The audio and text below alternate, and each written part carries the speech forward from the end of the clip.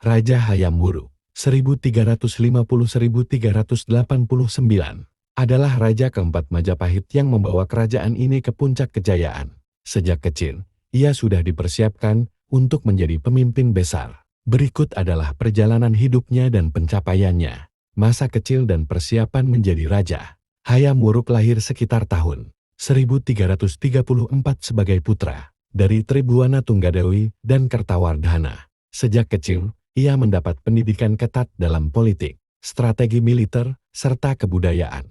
Ia juga dekat dengan Mahapati Gajah Mada, yang menjadi mentornya dalam mempersiapkan diri sebagai pemimpin. Pada tahun 1350, Hayam Wuruk naik tahta menggantikan ibunya. Saat itu, Majapahit sudah berkembang pesat berkat Sumpah Palapa dari Gajah Mada, yang bersumpah untuk menyatukan Nusantara. Pemerintahan dan puncak kejayaan Majapahit. Di bawah kepemimpinan Hayam Wuruk, Majapahit mencapai kejayaannya dengan wilayah yang luas dan kemakmuran ekonomi. Beberapa pencapaiannya meliputi 1. Ekspansi wilayah. Dengan dukungan Gajah Mada, Majapahit menguasai banyak wilayah, termasuk Sumatera, Kalimantan, Sulawesi, Maluku, Bali, Nusa Tenggara, hingga Semenanjung Malaya.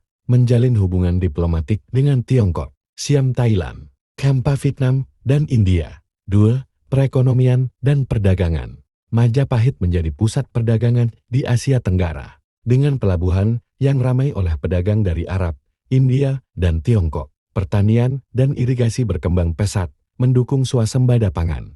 3. Kebudayaan dan sastra. Hayam Wuruk sangat mendukung seni dan budaya. Pada masanya, Negara Kertagama ditulis oleh M.P.U. Prapanca, mencatat kejayaan Majapahit. Karya sastra lain, seperti Sutasoma oleh M.P.U. Tantular, yang melahirkan konsep Bhinneka Tunggal Ika. 4. Pembangunan dan arsitektur. Membangun banyak candi besar, termasuk Candi Penataran di Blitar. Mengembangkan kota Trowulan sebagai pusat pemerintahan Majapahit. 5. Sistem pemerintahan yang kuat. Majapahit memiliki birokrasi yang teratur, dengan pejabat-pejabat tinggi yang mengelola pemerintahan dan ekonomi. Gajah Mada menjadi tokoh kunci dalam menjaga stabilitas dan ekspansi kerajaan. Akhir hidup dan kemunduran Majapahit.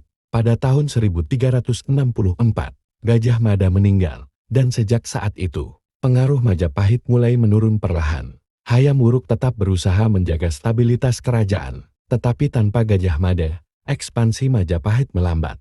Tahun 1389, Hayam Wuruk meninggal dunia. Setelah kematiannya, terjadi perebutan tahta yang menyebabkan melemahnya Majapahit. Konflik internal akhirnya membuat Majapahit semakin merosot hingga akhirnya runtuh pada abad ke-15. Kesimpulan, Hayam Wuruk adalah raja terbesar Majapahit yang membawa kejayaan dalam bidang politik, ekonomi, budaya, dan militer. Di masanya, Nusantara mencapai penyatuan terbesar sebelum era modern. Keberhasilannya tidak lepas dari peran Gajah Mada, yang menjadi pendukung setia sepanjang pemerintahannya.